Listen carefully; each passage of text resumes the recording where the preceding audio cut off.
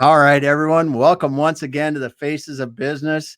I'm your host, Damon Pistolka, and with me today, I've got Kris Harrington from GenAlpha. Kris, welcome. Thank you. I'm so excited to be here with you, Damon. I know we get to the pleasure of being together on some other things every week, and this is going to be really nice to just have a conversation one-on-one. Yep. The other stuff we're actually we're structured a bit, which is good. Uh, so today we're just going to have a conversation about growing OEM manufacturing sales with e-commerce, and I'm really excited that as I've seen some of the GenAlpha stuff, and really it's an interesting and very practical way for OEMs to really rethink how they deliver information all the way through their supply chain into their repair facilities, distribution channels, down to the end customer. And I'm excited to talk about that when we get to it. Absolutely. Yeah. Yep. So All the tell me, parts in there. the thing is, Kris, you're the co-founder of GenAlpha, and you're in manufacturing, you're working for some of these companies. Let's talk about your background and really how it came to be that you're working in some of these larger manufacturers, and then you decide to go out and start a e-commerce platform company.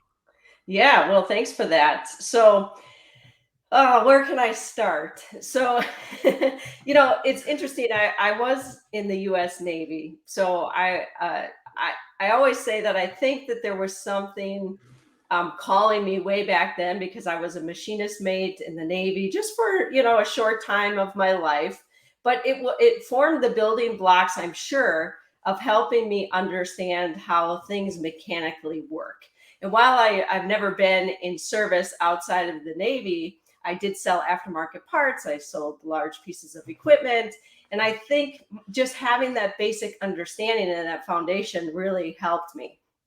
I always say that manufacturing kind of chose me. So, and the story behind that is that I was an athlete in school, and I was a decent student, but I was a better athlete than I was a student. But I always wanted to impress my coaches by being a good academic as well. I think that was part that just really helped me do well in school.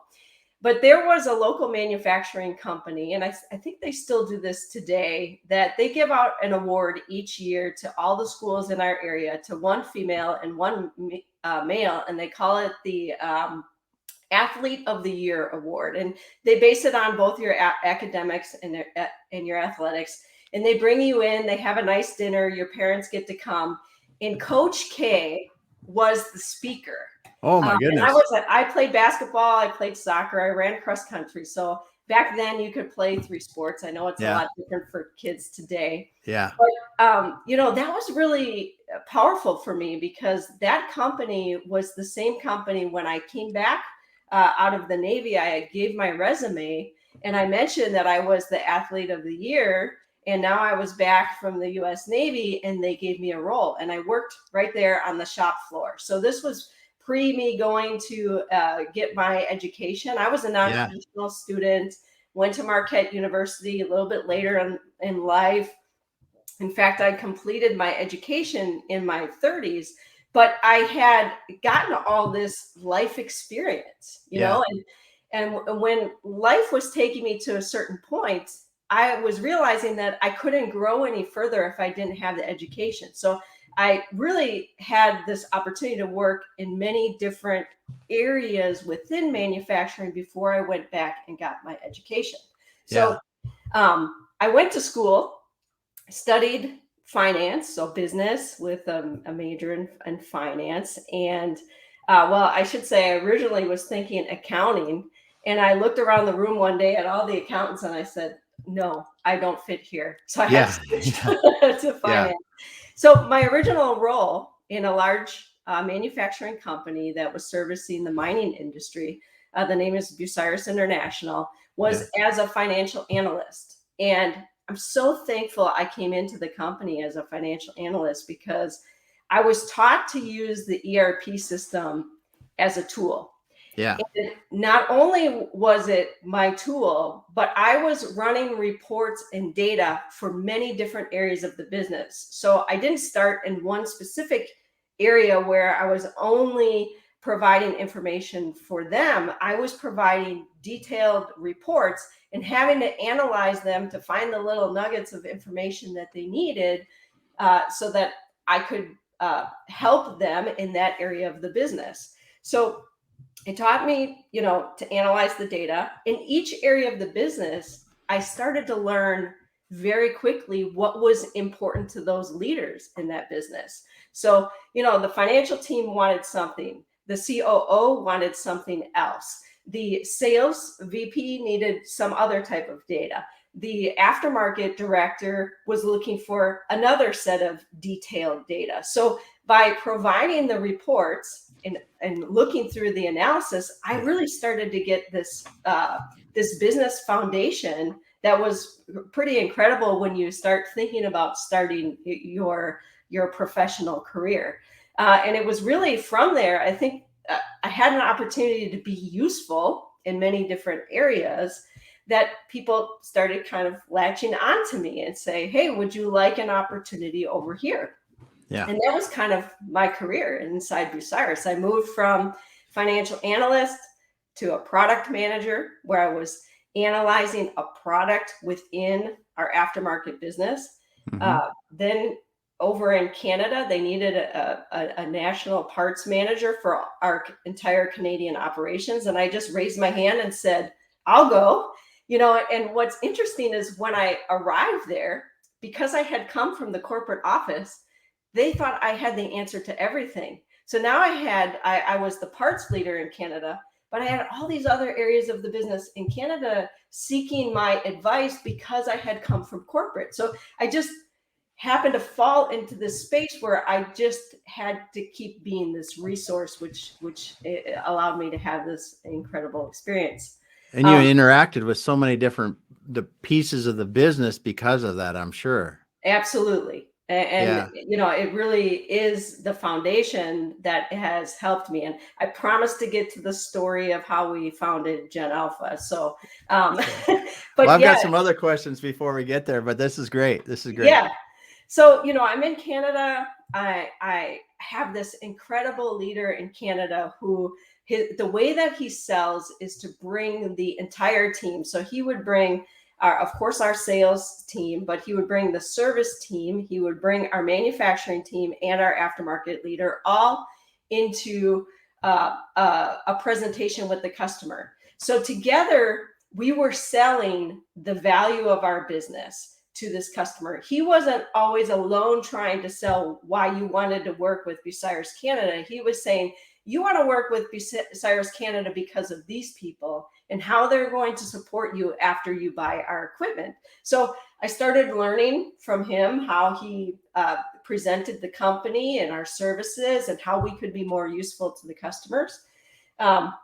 Interesting, that was around 2007, 2008, where if you remember that time in history, there were a lot of challenges with supply. Similar to what's happening in manufacturing today. And what was happening for us is we were having a higher demand for our products and our lead time kept moving out. So the only way that I could solve and help my customers on the aftermarket side was to really plan with them. So I had to get into the planning and looking at how many hours do you have on your equipment? When are you going to need the parts? So that we could back in the lead time and make sure we were ordering in advance of lead time. It wasn't uncommon for us at periods of time to have 20-week, 25-week lead times. And if you're not planning, then the equipment is sitting or it's being used past its maintenance period, which runs the risk of other repair challenges. So I really got into that maintenance planning while I was in Canada. Go ahead. The picture is coming together clearer and now. Thank you so much for that. Yeah. So then I there was an opening back in the U.S. for the director of aftermarket parts for the globe. So I stepped into that role, moved back to Milwaukee, Wisconsin, which is actually where I'm from. And now I had an opportunity to oversee the entire aftermarket and implement some of the ideas and things that I saw firsthand in how we were servicing the customers in Canada. So it was a really fun and interesting experience for me because I had moved into practical. And then when I came back to corporate, and as you know, you've been in business a long time, there are often challenges between corporate and subsidiary, right? Yeah. The subsidiary is saying, hey, I'm in front of the customer all day long. Corporate, you don't know what you're doing. You're raising the prices. I can't sell for that.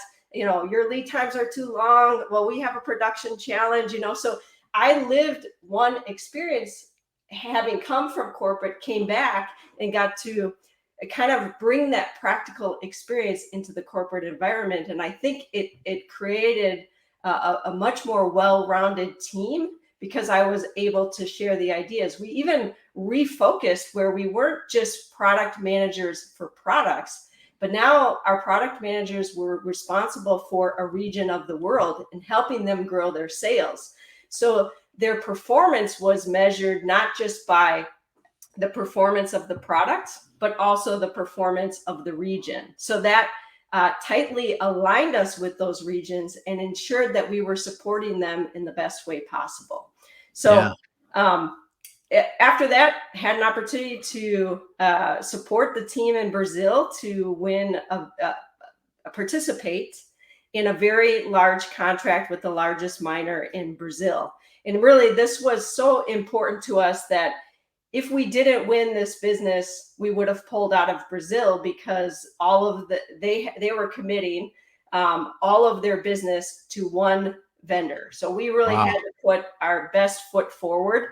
I was part of that project team, and we ended up winning the business. Brazil was a very interesting experience for me, but that got me into equipment sales. So beyond just aftermarket, but now incorporating all the wonderful things I had learned in aftermarket, which big part of the decision process for new equipment is how is that equipment going to be serviced? Mm-hmm. And I think I, with the support of the rest of the team, was really able to speak to that. And I would credit the leadership that I had back in Canada who taught me to see past a specific area. So, spent some time in Brazil. At that time, we started looking at a CRM system because we knew we needed a customer relationship management tool to track all of our opportunities, because one of the things that we had gotten very good at was trying to analyze our market potential and compare it to our actual sales and identify the gaps so that we could clearly focus in on the areas of opportunity. Now, we thought that a CRM system could help us get there faster because it would be a great way to track those opportunities throughout the world. So we went and we rolled out Microsoft Dynamics. That was the CRM that we had chosen. And right after Dynamics, we started thinking about e-commerce. And this was 2011 timeframe, 2009, 10, and then into 11. 11 is when the project got pulled because we were acquired by Caterpillar. We had been moving down a process to start implementing e-commerce at Bucyrus, but when we were acquired by Caterpillar, they had already been down their own process, and of course, they've already made investments in what they were doing. So our project got tabled, and we all went to work for Cat and got a really neat experience. And what was wonderful for me there, which I didn't realize how much value it would bring, is that Bucyrus was a direct sales model. So we sold through subsidiaries, but we sold direct to customers. Caterpillar, of course, is a distribution model. They work through distribution. So spending 2 years with Cat, I had an opportunity to understand how do you partner with your distributors to then sell to end users, and what is the difference in that relationship? And I can understand both the good things and the challenging things when you don't speak directly to the customer. Yeah. Yeah, that's something. So I've got a lot of questions here. So let's just get started. So Yeah.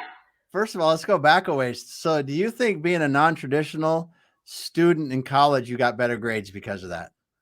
Uh, Absolutely. I knew Yeah. what to focus on, and I wasn't gonna put myself through it if I didn't do well. That Yeah. was it. It was a deal with myself. It was all Yeah. for myself at that point.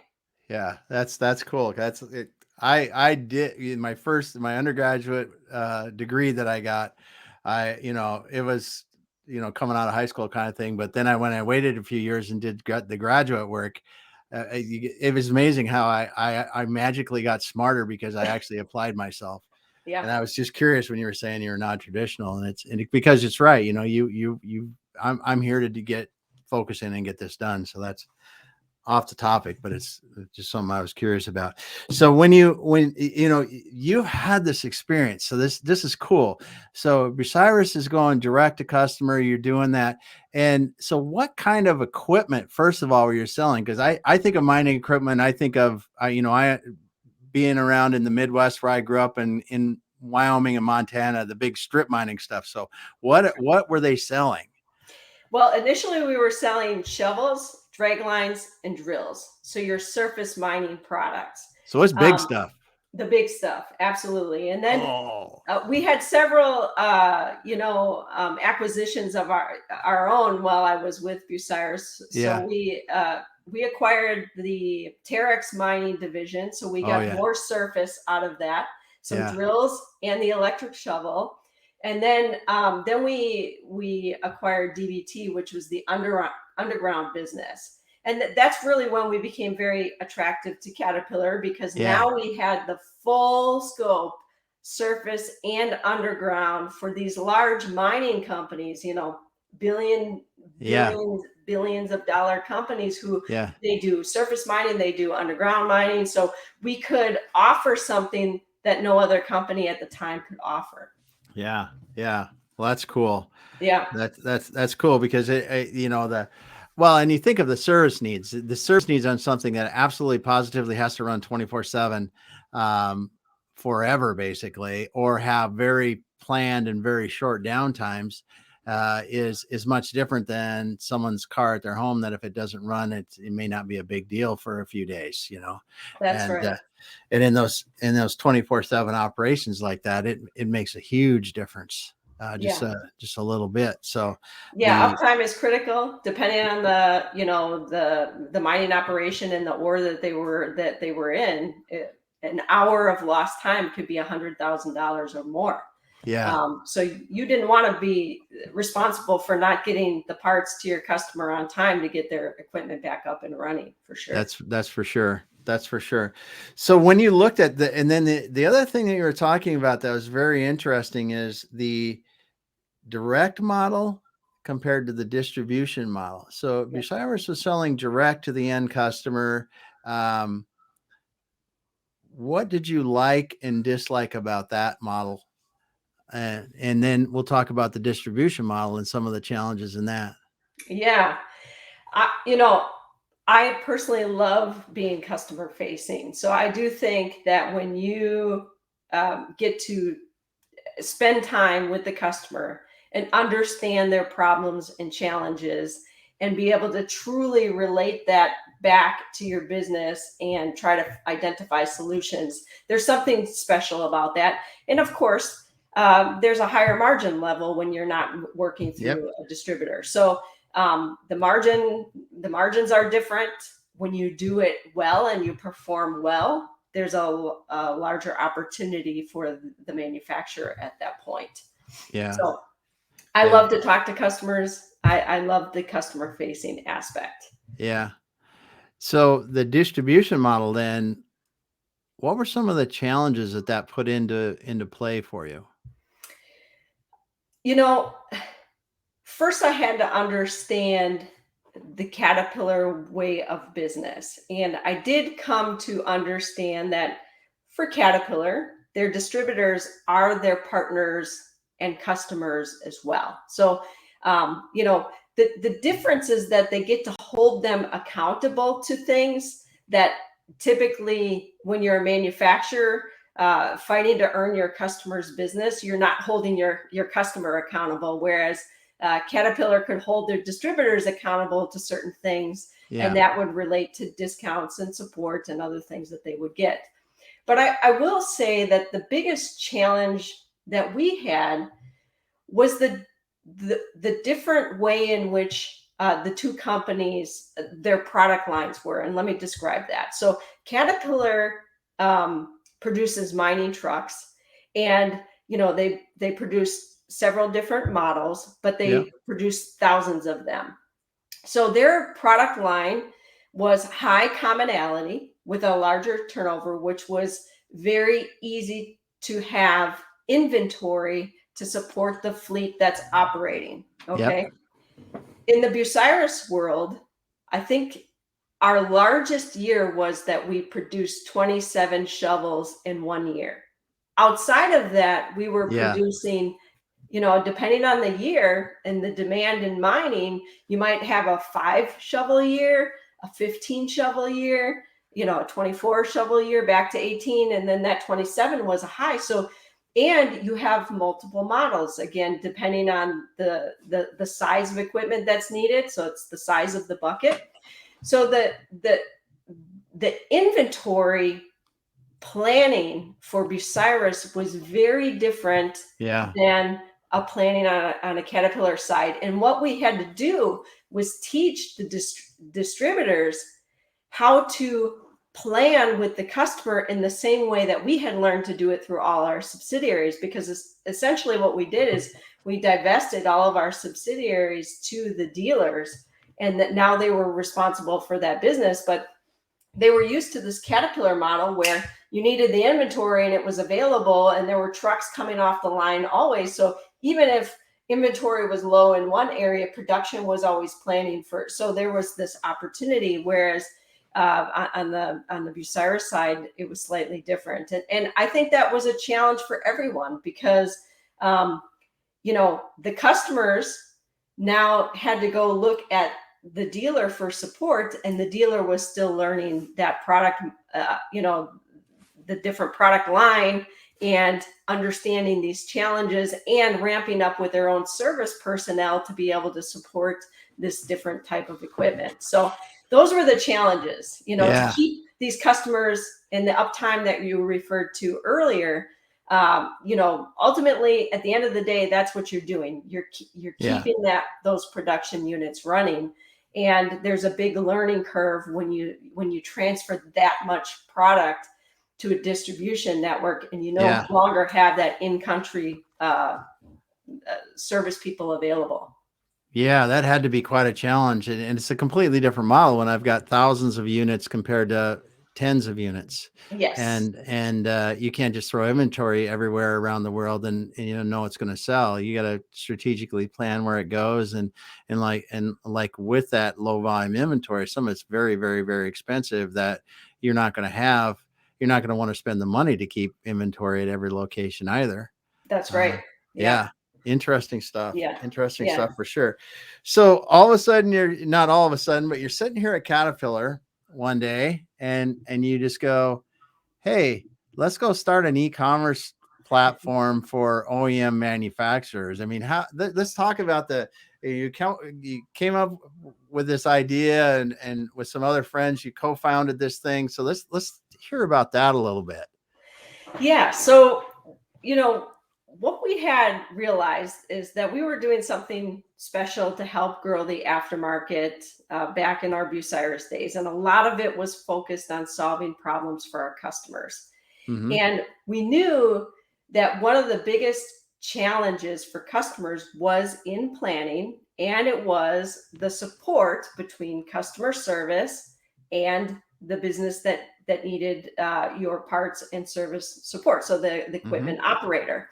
So we thought, well, what if we could, and I will say that the other aspect that we saw as a challenge is that when a product left the factory, typically it was moving with a static manual that went with it, right? So in those days, for a shovel, we had 3 manuals that went. So it was 1 of 3, 2 of 3, 3 of 3, and they were these very thick manuals. Those old 6-inch thick things that they used to put with equipment. Yeah.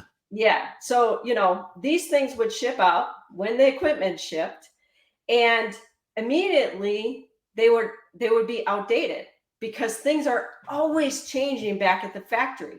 Obsolescence, supersession, upgrades, changes, those things were very difficult to communicate back to the equipment owner. So what would happen is you'd go visit the mine and you'd sit with that equipment owner and you'd be planning, and they would pull out their parts book, and they had sticky notes everywhere within these parts book because they were crossing out part numbers, writing the current part number, and you might see 3 crossouts because that piece of equipment has been operating for 15 years. Yeah. So over the 15 years, they've got this old manual. It's sitting in one area of the business, so everybody has to go into it, check the manual when they're looking for things. So that was a big challenging area. So they would come in, say they needed a part quickly, and they didn't know the part number. And answering the question on what part number they needed was a big challenge. So we initially started GenAlpha with the idea of, let's improve that process. Let's make sure that equipment owners have access to the latest information inside the ERP related to the equipment they own. Because every piece of equipment is either identified by a serial number, a VIN, a model, something unique that they reference to say, this is the product I own. And then they start to describe the problem that they have to help identify what product they need. So we thought if we could take, and there was technology out there available to take bills of materials in 2D and 3D drawings and repurpose them, reduce the file size, introduce some hotspotting, so some interactive identification of the parts so people could see this visually. So basically turning that static manual into an interactive image where they can look at the 2D drawing and hotspot to it, or interact with a 3D model and just click on the parts within the 3D model, and it would tell them in the bill of material which part that is. And the cool thing about that is that through an integration to the ERP, you could get the latest update on the changes that have occurred to that part over time. So part number 4 might be legacy part 1, 2, 3, but the current part number is 4, 5, 6. Yeah. And through integration, we were able to quickly show that. So that was helping people improve the identification and solve that problem. And that was the first problem that we set out to achieve. And then once we did that, we recognized, okay, we can repurpose engineering bills of materials, 2D, 3D drawings. We can make this interactive. We said, well, we might as well have a button. We're already integrated to the ERP. Let's give them price and availability and allow them to add it to their shopping cart. So that's where e-commerce came in, is that we had this e-catalog with e-commerce built around it, but it was limited e-commerce at the time. And those were the problems we were setting out to achieve. We thought we could ease the process of doing business with a manufacturer by updating this process so that customers were no longer having to go find that one manual that's old and outdated, but rather go to a safe place online with their credentials, and just by entering their serial number or their VIN, get full access to the current bill of material. So that was the original goal and design. Well, and in doing that too, you just made the support mobile, which is a huge deal, especially if you're working in construction or mining or something where you can be all over, and carrying a 6-inch thick binder with you out to a shovel that's 2 miles from the maintenance place or whatever you're doing. That all just adds to the complexity. Whereas a tablet or a laptop, in the right setting is right there beside you to make sure that you found the right things. And then if you go beyond it and think about the maintenance and other things that you can help with that same kind of online data, it's a very powerful portal to provide to the end customer, which ultimately, as you talked about, the people around the table to help you sell, that system is another person almost sitting at the table that is a dramatic differentiator between you and someone else.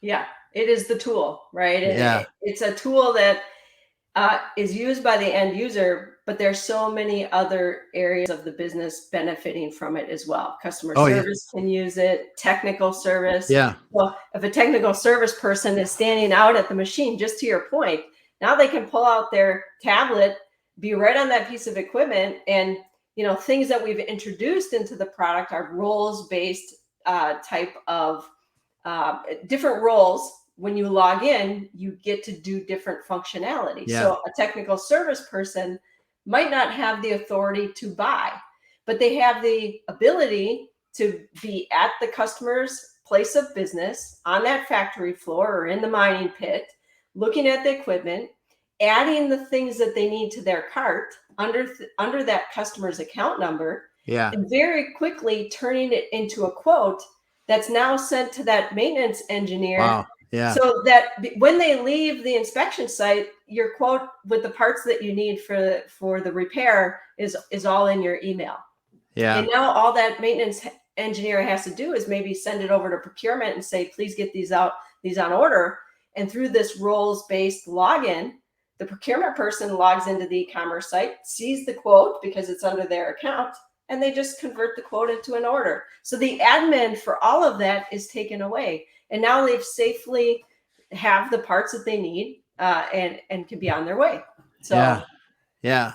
It's very interesting when you see how the origins of things really, how they come together, the origins of things and how they come together. And you were trying to solve one problem, then you're like, oh, we get to this point, and if we just add e-commerce, that's even better. And now you're talking about how adding the roles and thinking of how you better serve the customer with e-commerce with an e-commerce solution by doing this and giving people certain abilities is really cool, because the applications are really mind-boggling. First of all, I said here, my brain just rolls into, because you look at things, you just look across the board, you go, okay, CNC machines, you look at snow plows, you look at whatever you're building, really right. whatever you're building, that's a larger kind of OEM purchase, or OEM kind of product. And it really is cool how you can drastically change the way that after the sale support and service is handled. Yeah. And I would, it's so interesting too, because we solve for the catalogs. Now you're getting safely to the parts that you need. Now you can add them to your shopping cart. You can create an order, check out, you're done.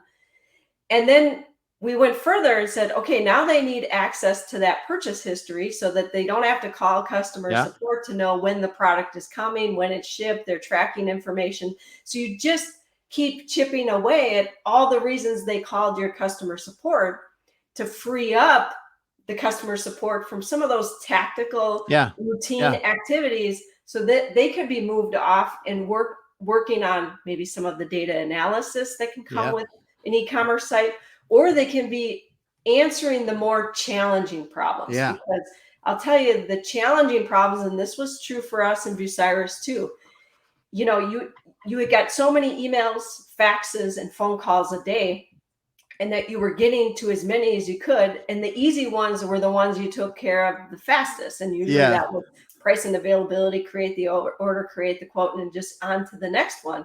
Well, the ones where it was challenging to truly identify the right part, and you needed somebody maybe in technical support or an interpreter to go and look through the data, get an engineer. So the delays and all of that, that's where time was missed and customers would become very unsatisfied. So you're able to give a better customer experience when true challenges come up, and they will. Aftermarket support is all about solving problems, right?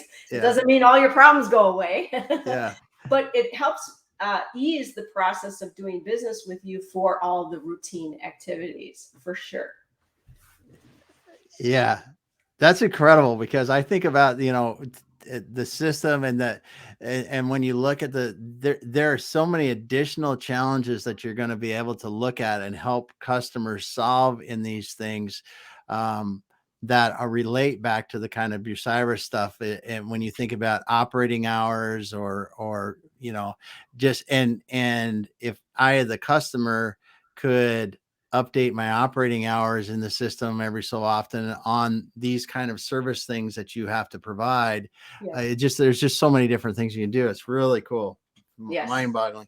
So let's switch over a little bit to the e-commerce part of this, because the e-commerce came out of this, but really, as you move into e-commerce, there are things that you can do in e-commerce that's more difficult to do in traditional sales.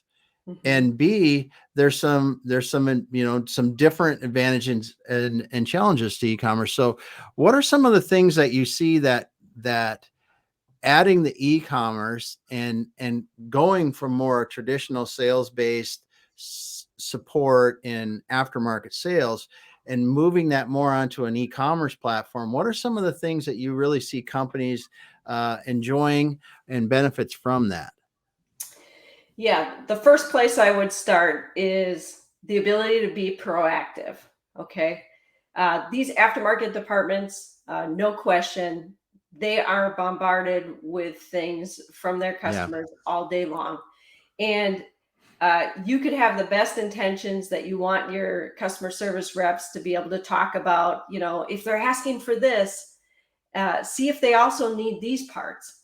First, many of those customer service people just don't even know the equipment well enough to know how to make those relationships, right? So, maybe there's a new product upgrade, or you're running a promotion in a given month, or maybe you have some aged inventory and you're trying to turn your aged inventory. These things, while you might talk to your customer service team about them, again, they're so busy that they rarely have an opportunity to know, does this opportunity fit with this customer and the equipment that they own? So they just don't have time to be proactive. In a selling tool like e-commerce, where you have the ability to do promotions and product recommendations like bundling, upselling, cross-selling, essentially it's the suggestive selling based on what a customer is looking for, that is very proactive. Yeah. Because you get to put all of that into the system and automate it. So when they are looking for that bearing, the seals, nuts, and bolts that go with that bearing are also offered to the customer, where again, your customer service rep who's been in the role for a year, never even seen that drag line operating, they wouldn't know. They don't know that needs to go with it. Yeah. That's right. So you get to leverage the value. In every business you have, I'll say a Bob, right? So Bob knows the equipment really well. He's probably been with your company as a manufacturer for 20, 25, maybe 30 years. And he can rattle off SKUs. He doesn't just know today's SKU. He knows what it was 10 years ago, right? Yeah. So but you need to take all that information that Bob has and get it somewhere so that it can be a benefit to all your customers, and we're not all relying on Bob and his knowledge and what's up here. So that proactive is one thing that we have found customers get to benefit from. And when you talk about that, I'm sitting here thinking about that same system that helps that end customer that wants to do it by e-commerce see that also helps the human interaction if they want to call you, because your inside customer service people really, to be efficient, should be on a similar screen seeing similar things because then they become a lot smarter. It's almost like you put EI in them or AI in them, and you just increase their intelligence on that piece of equipment. and they didn't even realize it. But then in a distribution model, you've just given that intelligence then to the people at the distribution. That's not what they've learned through tribal knowledge or anything else. It's direct from the manufacturer to the distributor. So Yes. your quality of information overall at that service level is much higher, because we're using a common system that is going, okay, Dave or Sue, you need this part for this shovel. It's like, you need these other 3 parts too. And by the way, you better order this kind of oil. We don't stock it, but you're going to need that too, and you just give them all that kind of stuff so they understand and make them successful. Right. Just because you use that information to upgrade everyone's knowledge throughout the chain. Because we're talking about e-commerce, but this really gives the human interaction a much higher level of service as well. Yeah. And that touches on something else that you get to do with a tool like ours, which is several different levels of personalization, right? So most of the companies that we're working with have a group of customers. These are the installed base owners of your equipment. So they already have accounts with you. Yeah. Typically, they're logging in with their credentials. The beautiful thing about that is you can assign the equipment they own to that account. So they're not looking at the noise of all the units you've ever built and have to go search through all of the units. Yeah. Nope. They're seeing the specific, if they have a fleet of equipment, that's what they see. And so they can safely go in and look at their equipment. They can favorite parts. They can favorite machines. They can set up shopping lists. So if whether it's a dealer who comes back regularly and does a stock order, maybe the stock order is for consumables in 1 month, and every 3 months they do other types of safety stock type orders. So now they have these shopping lists. So they're not hunting and pecking and finding what they need. Once they've established, hey, this is what we need from this manufacturer on a regular basis, all they have to do is push their shopping list to the shopping cart and check out, and now it's easy for them.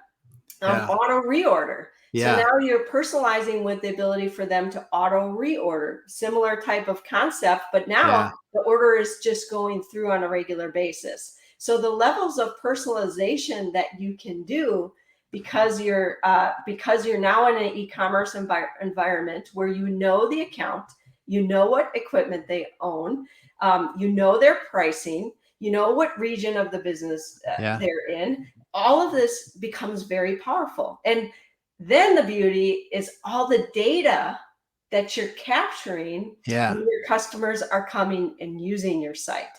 So, I say this all the time, but there is no greater level of data that you can get than having an e-commerce platform today for aftermarket and equipment manufacturers.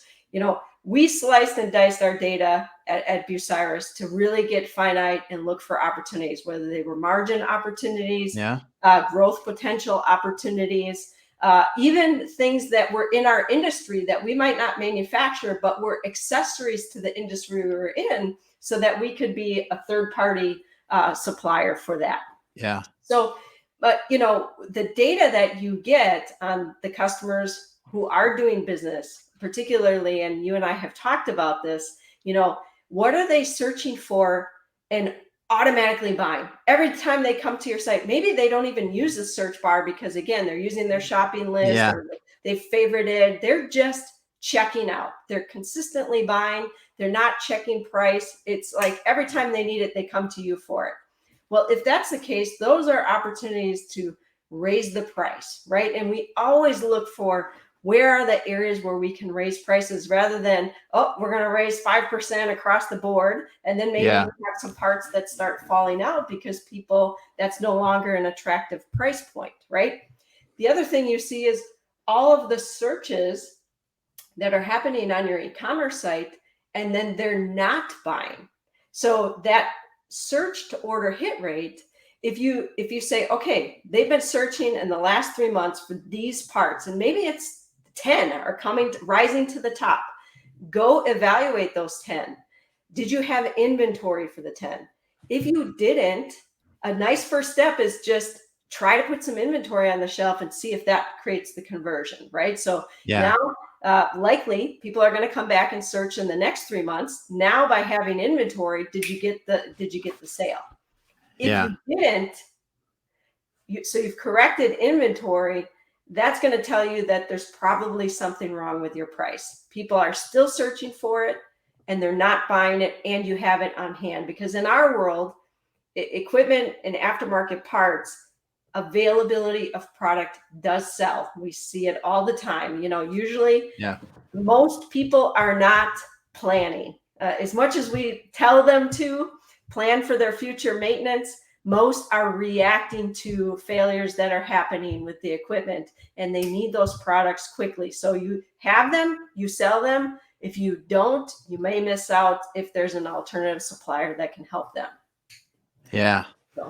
Yeah, that's so cool, because I think that you touched on a few things here about that, and the one that I didn't realize until we were talking earlier this week about it is really how this data that you're gaining from the e-commerce allows you to really understand A, what your customers want and maybe you don't have, B, that your customers want and you probably have opportunities for price increases.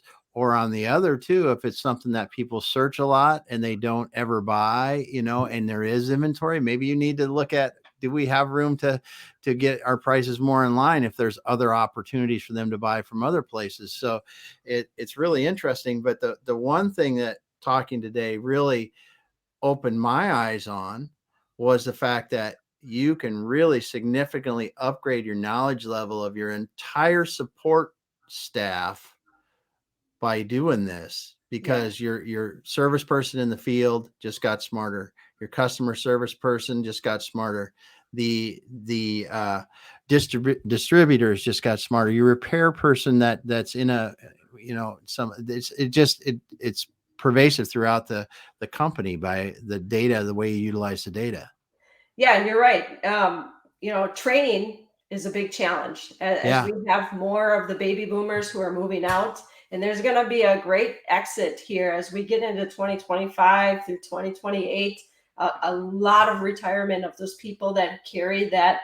I think, they call them oak trees or something in Caterpillar. Those were the people that had been there a long time, had roots and everything else, right? Yeah. But as you get in these generational groups who move around from company to company, they're going to spend a short period of time. If you can keep them there longer and give them a great career and show them and keep educating them and showing them opportunities and have a digital way for them to learn, that is the way in which they do learn. You're helping them help your customers in a way that's very different than historically what we've been able to do as OEMs. The training aspect, that comes up all the time. And especially today where there's a talent gap. Many manufacturers are struggling to bring in talent. And if you don't have tools like Equip, which is the solution we offer, then you're missing out on a very visual way to help these people quickly understand your products and what they do. Now listen, and we've got a few minutes here before we wrap up, but I want to cover this one topic because we talked about it a little bit, and I didn't realize this from a sales standpoint and a business standpoint of both top line and profitability. Do you see that when they implement these kind of systems that they're able to grow their sales and the profitability, or what really happens when they do that? Because I'm curious about that, because it's a sizable investment, no doubt. But when we've talked about the training thing, and I think that's just phenomenal what that would do to consistency of that across an organization. And that's going to drive dollars. But what are you guys seeing as you implement systems like this across industries that you're driving top line and profitability in these things? Absolutely. And I will say that the transition to e-commerce is a transition. So Yeah. Yeah. manufacturers should not expect the moment they turn on their e-commerce site that everybody comes, right? And that's just not, I mean, many times your customers won't even know that it's quite available to them yet until they need that next interaction with you. Yeah. So there's time in this. What we find is that, manufacturers who make this first available to their distribution network have high levels of adoption, and efficiency grows everywhere. Okay. And what's interesting about this, and it's true for both when you sell to a distributor or you're selling direct or you're doing a mixed channel and offering both, is that because your pricing is coming out of the system as standard pricing, and there's no mediator in between, whether that be the salesperson or the customer service person. So there's no accepting of the customer's PO, which might have a price point that's slightly lower than yours, but people are just accepting it and putting it in the system. When they enter those orders at the standard pricing that you have, even if it's their pricing, typically the online orders have a higher margin than the offline orders. So that is a level of profitability that we see right there. And you should expect that. Additionally, because of some of these things that we talked about, like bundling, product recommendations, and other things, there's new ways to increase that average order value. So, of course, every manufacturer is trying to find new ways to benefit from existing clients, and e-commerce can certainly help you with that. So your average order value is going up because you're offering additional products. Think about even that 3D drawing. So I'm safely in the assembly. I know I need the motor, and maybe the gasket around the connection to where that motor fits is a little flimsy and should be shot. Well, because I'm in that 3D drawing, I see the gasket number right there too. So I'm not just going to buy the motor. I'll buy the bolts and nuts, and I'll buy the gasket, and I'll make some changes so that I fully can put it back together with some new components around it. Now, before, if they're just like, oh, my motor, it's Friday, That's a I great need a point. motor, get on the, so they have the ability to add those additional items. So average order value goes up, order accuracy goes up, because customers aren't guessing, customer service departments aren't guessing, the integration to the ERP with the current part number, you're having fewer returns because of the accuracy goes up as well. So those are some very key profitability metrics that we see as more and more business transitions to e-commerce. And what you find is that when you start seeing these results as a business, is you say, whoa, well, if we could get people more over to e-commerce than going through these other channels, and reserve those channels for other more critical activity or complex activities, it's better for our business. And you start getting momentum and people who are behind the e-commerce initiative, because e-commerce is still something new for many manufacturers. And some people on the sales team might view it as a threat, when in reality, it's an opportunity for everyone and should be considered an opportunity for the sales force as well, making their job much easier, and giving them better opportunities to grow their own commissions as well. Yeah, that's something. Because when we started thinking about this conversation and I was preparing for it, I was thinking about, yes, it's nice to add the OEMs and, so it's ease for customer orders or whatever. But really, when you think about the way it can increase the intelligence of everyone that's involved with the system, I mean, that's massive. I think that's massive. And then when you talk about the ways that you can increase the order size and really the support to the customer, so they're getting everything they need. They don't have to, come back or order the wrong thing. It's really pretty incredible. And speed. We expect everything now, right? It's just the way that we are. So if you can free up even just a portion of your customer service department today and allow this self-service, because I love to talk about e-commerce systems as self-service portals where customers can go to get their information.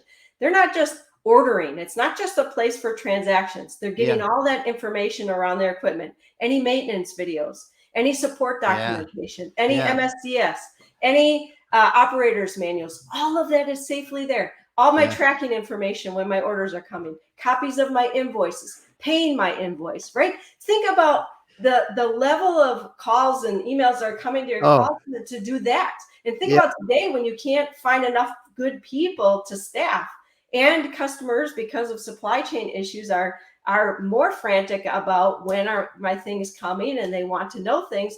If you had this portal for them to go and look at this detail, they wouldn't need to bombard your teams, and they could be focused on those supply chain issues. Yeah.